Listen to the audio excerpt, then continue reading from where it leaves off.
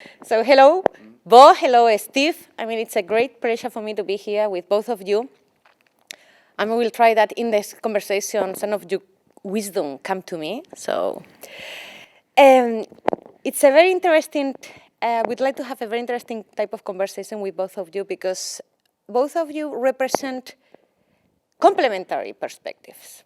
I mean, Steve, you come from the US. You, Bo, are more focused on Europe. You have been, Steve, focused on the research part, working in Stanford, in Berkeley. Bo, you have been more in the industrial part of it. And both of you, I think that you have been generous enough in order to work also for different governments in order to improve the lives of the citizens. And I would like to talk to you, discuss with you a topic that it is very hot topic, at least in Europe, which is the battery market. You know that the battery market has been the solution not only for mobility, but also for the renewables. So just to start with, I mean, how you see the battery market, what is happening, for instance, in US and in Europe? Steve. Well, it's it's going to grow. It's growing by leaps and bounds. It has a huge future. Right now, new vehicles, electric vehicles, are 2%, maybe 1.5%, 2% of the new car sales. By 2040, it's projected to be over 50%. And then you need batteries, lots of battery storage for vehicles. And as you say, for stationary sources, that also is going to have a huge market. And so it is a huge market, but there is room for improvement, especially in cost and longevity. And for EVs, how fast can you charge? Maybe half the charge. I think it's possible that perhaps in 5, 6, 7 minutes, you can get 200-kilometer range or more than 200 kilometers. And so this is a big challenge, but once that happens, I think everybody is going to switch automatically. Okay. So it's... Well, I agree, of course, and I would like to compliment also on the power sector, because that's where I grew up in the industry. I was actually a grid person, and I said that grids can solve anything, and in a way it's true, but it's increasingly true that the grids cannot. So storage will play a fundamental role in transforming the power sector, and batteries not the least. So there I see another market that is, in my view, today underestimated even. Also on the industrial sector, we see that I claim that everything that has a combustion engine eventually will be battery powered. Look at all the garden machines, chainsaw, you name it, and that will happen very soon. So the transformation in these sectors will be even faster. And I have another stunning example. If you look at the so-called yellow machines, heavy machines, they are now going to become fully battery operated. And I know companies that have programs that within 5 years, they will totally transform the fleet to battery operation, which is mind-boggling, I would say, because we're talking about big stuff here. So when do you think that is going to be the tipping point? Well, we're in the tipping point, I would say, right now. But going back to the technology challenges, I'm also not only doing research in batteries at Stanford, but also on the board of directors of a battery company. This company makes very, very good batteries.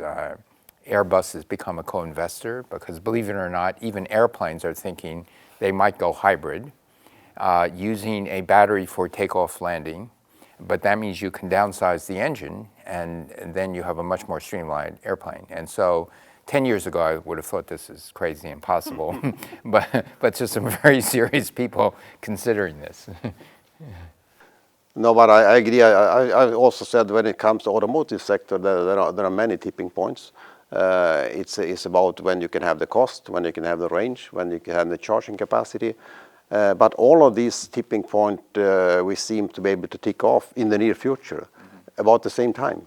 So that's why I've introduced the idea that we will see a double exponential growth in this market. There's one caveat, and that is today's batteries for EVs. They're either made from metals like cobalt, nickel, manganese, a little iron phosphate, but iron phosphate is very inexpensive. But there's a big dream to get rid of the cobalt, nickel, manganese.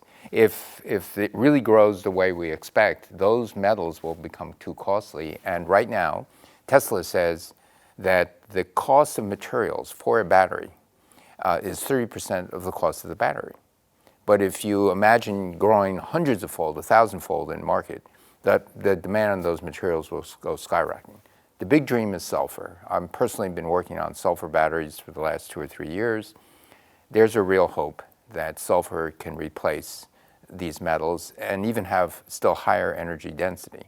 And so that would be big news if you have lithium metal sulfur instead of lithium and these so-called complicated spinel compounds. We have sulfur coming out of our ears. And because you have to get the sulfur out of petroleum for transportation fuel, and there's mountains and mountains of sulfur. So that is exactly what is happening in the labs now. Identifying new materials, new active materials in order to It's identified decades ago. No one has been able to make a battery that can actually withstand many cycles. We have a prototype that's so far 1,000 cycles, but it's lost half its capacity. I think we're going to get there. We're going to get over 1,000 cycles at 85% capacity. Now, once you have that, and at least as high energy density as the current batteries, then it's big news because the price will plunge. But I think that's, as an industrialist, I said that's exactly because it's important what is happening now that with today's technologies, you grow a market and you demonstrate that this market is massive, which means that people that are investing in new technologies, they know that the market is there. The vehicles will be there, the drivetrains are developed, the charging infrastructure is developed. So I think that will actually accelerate the development and I would assume it's easier to get more money into this kind of research. Yes. Well, and there's something else. When I was Secretary of Energy, I started doing things that hadn't been done before in the Department of Energy, surprisingly, which is you say, okay, what's the available market at this price? What's the available market at this price? And go on down the line. For example, if you had utility scale storage, and let's say you had, it's right now $100 per kilowatt hour roughly, made great progress. The market would explode if you're at $50 or $40 a kilowatt hour. And there's just a huge difference. Factors of 2 actually make factors of 10 or more in the size of market. Oh, that's a very good comment, and that's exactly what we see. And to some extent, I mean, we artificially create that today with incentives. I mean, Norway is an example where they have very generous incentive, and their EVs now are over 50% of the market, where the rest of the world should be in 2040. Because they have electricity coming out of their ears. Exactly. And money. And money. And money. They wisely didn't use their profits to eliminate taxes. They put it into a sovereign wealth fund. And so the country of Norway has a huge endowment forever. And going now, for instance, from the movements that we are seeing in the industry, sometimes they mention, and now the topic has appeared, the raw materials, like a constraint, like, but the mines, but the raw materials. So is this a problem? No. We're about to publish a paper where we can extract lithium from seawater. That means the amount of available lithium, economically from seawater. Well, of course, it's a research paper, but there doesn't seem to be any hang-up of commercialization. If that turns out to be true, you've just increased the resource of lithium by about 10,000-fold. So lithium goes out of the picture. The other ones were the cobalt especially, but manganese and nickel are not far behind, and if we get sulfur, that comes out of the picture. And so these incentives and the drivers for the future technologies, because we know we're going to need batteries in many, many things, and it makes much cleaner energy in all the sectors. And so this market draw is huge, and I have faith. Maybe I won't be able to invent it, but someone, and probably within 5 or 10 years, will have these things. I have another, because I agree with that as well, but I also have another addition to that, and because I was actually born in a mining city. So I know that a mine, that is something that is worth extracting.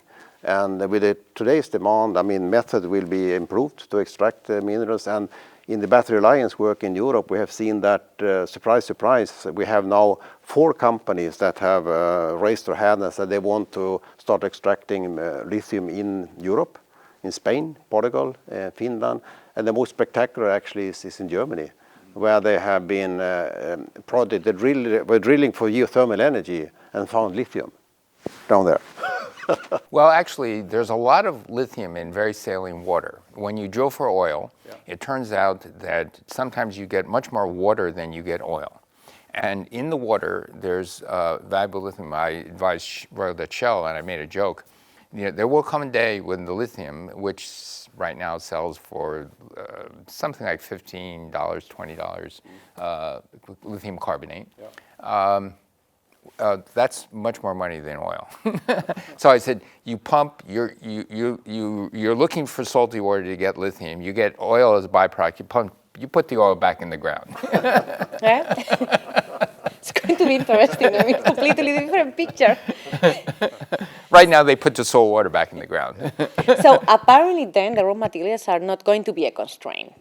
So, where do you see any constraint, any challenge that can put in danger this kind of nice forecast in terms of the battery market that we are seeing?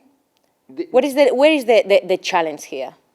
The challenge are the current incumbent industries don't want to see this happen, because they're, you know, if you're an internal combustion engine engineer, okay, and you make the world's best internal combustion engines, you don't really have nice things to say about batteries.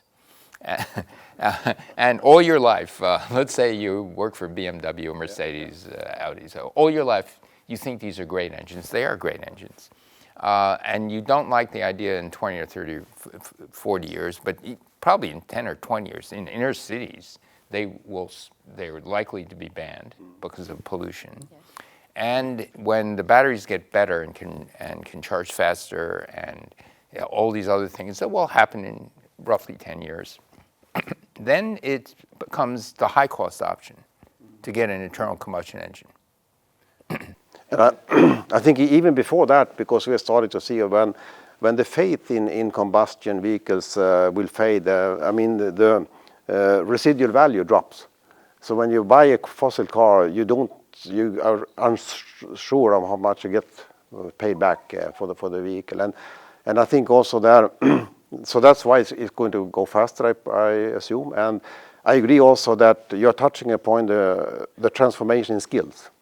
Because for me, that will probably be the biggest challenge to find skilled people to lead this massive transformation. Because and some can be retrained, but of course you have to. I think there will be a resource limitation on skills, and I see that happening already. There is like a war on skills already in the battery field. Yeah. I mean, I like that you tackle this point, because that is exactly what we have been talking during all this session about humanizing the energy transition. And one of the key things are going to be do we have the right skills in place? And the other question is what we do with the employment, with the labor that exists today. We need to give an answer to all this. That's very, very important question, because even though you're going to make this transition, the mechanics, the oil mechanics, the whole supply chain in internal combustion engine cars, that displaces a lot of workers. Yeah. Many of those workers are not going to be battery experts. No. And just as in the agricultural revolution, when you go from little farms to big farms, you displaced a lot of farmers. But that was more gradual. But now what we see is a very rapid shift. China is the world's biggest investor in renewable energies, and yet they still keep coal mines open for jobs. Yeah. And they're struggling with how you're displacing coal miners. Yeah.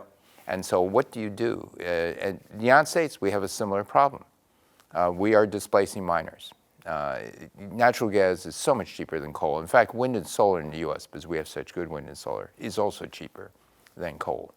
You don't build a new coal plant. It's just too expensive. And so you are displacing jobs, and that's the other human side. The net jobs may be the same and may even increase, but the people who used to work in these jobs is going to be a problem. But maybe sometimes it's also possible to find a good fit there because, I mean, batteries also is chemistry. And I think we have a lot of people working in the oil and gas sector that could be change jobs. Oil and gas, yes. Yeah. but if you're making cars, yeah, okay, an assembly line, this is maybe not so. Yeah. Yeah, but that is also an opportunity in the sense to look for more a competence type of analysis, and then it's not so much about perhaps about the industry. They cannot change within the same industry, but yes, in different industries that are looking for the same similar competencies. Yeah. So we have an opportunity there. There is something that actually you will need humans, and I don't see easily replaced by robots, and that is if you think of the infrastructure in buildings, in the United States, there's a huge shortage of competent electricians, plumbers, and they're making really good money. Yeah. Mm-hmm. And yet, so in order to attract, and so as you have built infrastructure, you have to repair things, you have to fix things. That has a big market, and there's a huge shortage in the United States. It's good money. A lot of people would rather work with their hands and do things than sit at a desk and push paper. Yeah. And actually, paper pushing will also become extinct because of automation of that. And so this dialogue of a good, respectable job that you can hold your head up and say, this is not an honest living, I'm actually proud to be a craftsman, I'm proud to do something like this, is something that we need to shift. In the United States, an entree into a reasonable job is you have to go to college, but many of the skills people learn in college aren't actually needed or used. Germany has got that part right. Yes. No, I think it's a very good point, and we see also in Europe, and people they tend to come from West, no, from East actually, people that use their hands. Yes. And I mean, today's situation is the same. We see that also that it's well-paid jobs actually, if you're skilled. And we need to sort of rebuild this. And it's actually an intellectually very respectable job. If I consider a good auto mechanic, a good plumber, a good electrician, they actually have more intellectual skills than many office workers. They have to diagnose things, they have to figure out what's going on. But the interesting thing is that then we should also go to education, because it is you are talking about professional learning, you are talking about professional skills. I mean, also in Europe, I mean, if you are a mother, you want your kid to go to the university, and This is misguided, right? Yes. So Eastern Europe, because they can't get, they're not going to be lawyers. Nope. So I think, and electricians are much more useful than lawyers. So it has also a repercussion on the educational system that we have. You mentioned, for instance, Germany. Germany has a tradition to have this kind of professional schools, like a very professionalized. I mean, they have a very good reputation. So I think that it's also, I mean, we started talking about batteries, but now you see that we are going to finish talking about the professional learning. One question, Bob, because I think that in Europe, lately, in the latest months, you have witnessed a change of mindset in the incumbents that you were mentioning, that it is one of the problems. Right. I think that something is happening because we have seen in the news, we have seen in our meetings that traditional, for instance, automotive industry or other incumbents, they are gearing, they are changing minds, they are changing strategies. What's happening? And they are changing CEOs. If you look at the big OEMs in Europe, all of them have CEOs that have been on the share for 1 year or less. So it's a dramatic shift, and I think it's important. But on the other hand, of course, that also creates, I would say, conflicts within the organizations. I can just I guarantee that there's a lot of discussion going on under the surface. So when you talk about education, I think also you need to think about different levels of that. And one is actually a mass education of the employees to understand that this transformation is inevitable, that you have to embrace it. And then, of course, you have it on different levels. But I think that's quite important too. And people must, as you mentioned, they must feel hope. There must be hope somewhere. Yes. And you're quite right, because I also see this. I see the middle ranks, who are the world's best internal combustion engineers. And it's, no, this is not going to work. And one of the things, for example, is if it takes 4 hours to charge your car, that has a problem. If it takes 5 minutes to go 150 miles, there is no problem. And some of these people are convinced that will never happen. But if you look at the internal resistance of the battery, what's fundamentally going on, these are all solvable problems. You know, it's heat and it's dendrite formation, and they are solvable problems. But the question is, okay, how do you transform that company? The upper executives, the board knows that the cities will outlaw cars, the inner cities for sure, because of the nitrogen oxides, particulate matter. But once, if I may ask a question, being a real expert in the field, because we tend also to see that it's difficult to predict the future, we say. Yes. But I have always advocated that in batteries, maybe it's not so difficult. We can be pretty sure there will be significant improvements in cost and performance. Would you agree with that? Cost, absolutely. Even General Motors says below $100 a kilowatt for the mobile, the full package, the heat exchanger, everything below $100 a kilowatt hour in a year or two. The cost, absolutely. You wanted to, there's a standard way of testing batteries, full charge to 5%. And you never use a battery that way. You never go over about 99.5% charge, and you never go down to what you abuse your cell phone battery with, because then they will only last a year. But if you go from 95% to 20% and keep it in this range, you need 1,500 deep cycle discharges to last 15 years. So this is now going to happen. You look at the specs that the OEMs are putting out nowadays. They're just ratcheting them up and up, and industry is responding. And so that's the good news. The last one is the fast charging. You do really want fast charging, because that will completely, everybody parks in the streets. and for a city to put chargers on streets is not really practical. There are all sorts of issues with that. And the fast charging is going to be 300 to 500 kilowatts. In fact, Porsche just announced a car that charges with 350 kilowatts, believe it or not. I'm not sure how many times you can charge that fast, but to have 400 kilowatts for 15 years of charging is a real possibility. And then that's a game changer. Right. And you mentioned charging, fast charging.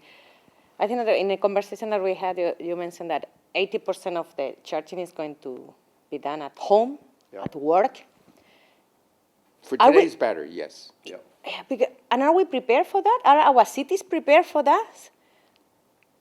It's another part of the human dimension, in the sense how we organize all this. Because, I don't know, there are many city centers, like in Paris, for instance, that they have a problem here with the space. They are living in flats. In Sweden, they have a completely different setting of the cities. So, I think we may not need that. If what I'm hoping comes true, if you get fast charging in the lab in less than 10 years, then you get it in cars in less than 15 or 16 years. It takes about 5 or 6 years to get it into a car. If you do that, and this is before you're 10% of the market, or about 10% of the market, then you have service station model. You send several megawatts, which is special line, to service station every couple of kilometers. People don't mind waiting 5 minutes. In fact, most of the profits in gasoline stations, petrol stations, is not from selling gasoline. It's from selling candy bars and magazines and things. And I'm not kidding. I'm very serious. Most of the profit in automobiles is not from selling the car. It's from maintaining the car. that is true. Okay. And so what people want to do is they want customers to be there 5 minutes. They don't want them to be there 15 minutes because it blocks other customers. 5 minutes is good. So it may be my imagination, but I don't think so. When I was younger, I used to put in 15 gallons pretty quickly, and now they've slowed it up. And so it really is 4 or 5 minutes. They claim it's more accurate in meters. No. They want you to go in and buy something. Some candy bars. A candy bar, soda, beer, whatever, magazines. But on this account, I would have a little different opinion, given my power system background, because I tend to believe that we will have the cars will be a part of the power system with vehicle to grid. I think I was not so much friend of that idea in the past. Today, I'm increasingly interested in it because we will see that the vehicles, when plugged in, and they are most of the time standing idle, they can have a significant contribution to the power system. So that could probably be one of the reasons why it still would be needed. You're quite right there, because you can take up the surges, Yeah, and so you can even out the distribution. But then someone has got to pay for it. So the business model would be that if you do that and you get plugged in, you get a little bonus, or cheaper rates of electricity. There are many other ways of doing this. Yeah, as a matter of fact, they made an interesting test in Denmark where they have, quite a lot of renewable, as we know, and there they offered even the EV, if they allowed the utility to use the battery, the electricity was free of charge. That would be a real incentive. Okay, I think that we have, without noticing, we have gone through the whole supply chain, because we have talked about mining, we have talked about the materials, we have talked about also the use of the batteries. Now, recycling, just to finish. When we have in this kind of circular economy, so recycling, sometimes they have said that we could recover 35% of the materials and then use it again. So what is your point because there are not still a whole, it's an industry that it's being developed. There are some relevant actors. What do you think about the recycling? Well, it doesn't exist today. It's very much in the minds of people. Even if lithium is cheap, even if sulfur is cheap, there's many things, the separators in batteries are not trivial also. And so recycling materials in general is good, because otherwise it's landfill. And there's all sorts of repercussions about that. Recycling plastic, instead of having it found mysteriously in the ocean, lakes and rivers, can you recycle it? This is very much in the minds of the oil and gas companies today, because they see their transportation market plateauing and then going down in 10 or 20 years. They see, can we sell plastics and chemicals as a business? But they, instead of giving the materials to BASF or DuPont, they want to say, we want to be part of the money-making proposition. Yeah. But then you have a carbon issue. Yeah. If it's biodegradable plastic, you've dug carbon out of the ground and you put it in the atmosphere. But I think that in the battery sector, we have actually great examples of recycling. If you look at lead batteries today, a recycling rate is extremely high.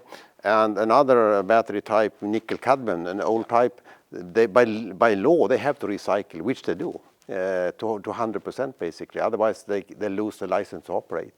So hopefully, with lithium battery, we'll have the same. And I think there should be regulation in place to support it.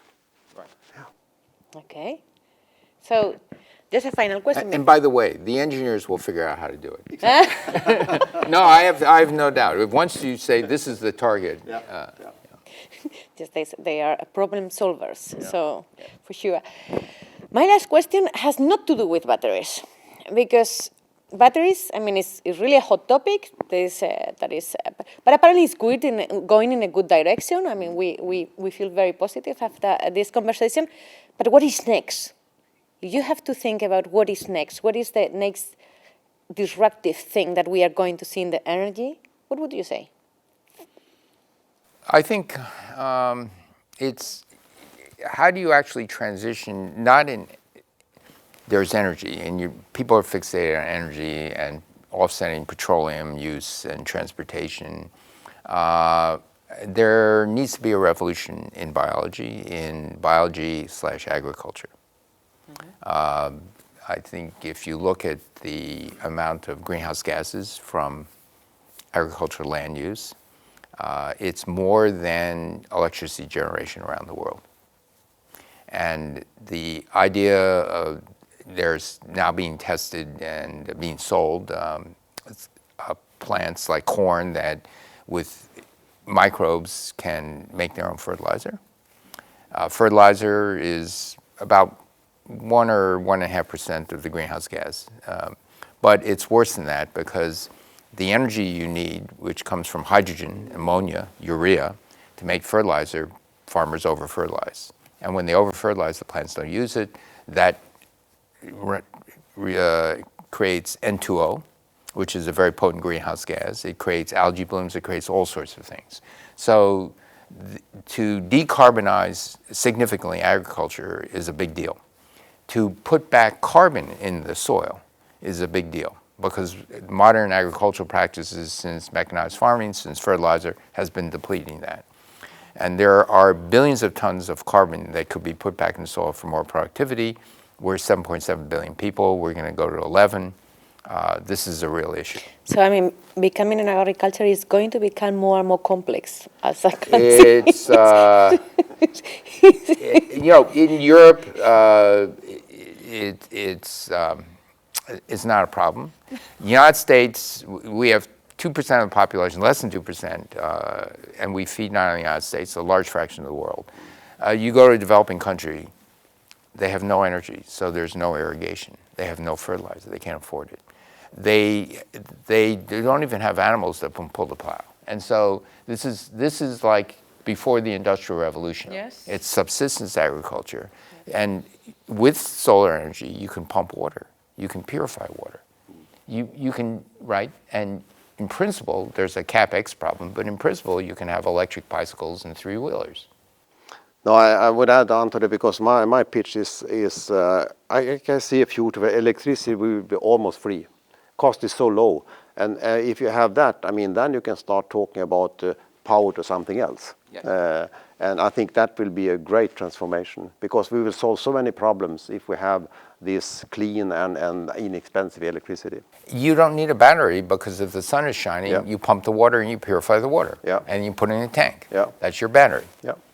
Or you make power to gas, power to liquid. You have so many things that you can do. So in that context, if we can solve the issue of which I believe we can, produce electricity for very low cost, so many things will come after that. Okay, so that is a fantastic closing with this kind of optimism and hope. So, Bo, Steve, thank you very much for this nice conversation. All right, Thank you. Thank you.